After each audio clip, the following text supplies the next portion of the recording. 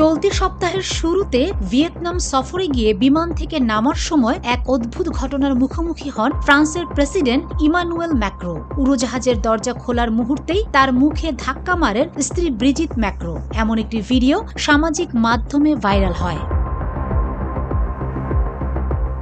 স্ত্রীর হাতে ফরাসি প্রেসিডেন্টের মার খাওয়ার ওই ভিডিও নিয়ে এবার প্রতিক্রিয়া জানালেন মার্কিন president Donald Trump. New York পোস্টের এক প্রতিবেদনে বলা হয়, ৩০ মে হোয়াইট হাউসে সাংবাদিকদের এক প্রশ্নের জবাবে ট্রাম্প পারিবারিক শান্তি বজায় রাখার পরামর্শ দিয়েছেন ম্যাক্রো দম্পতিকে।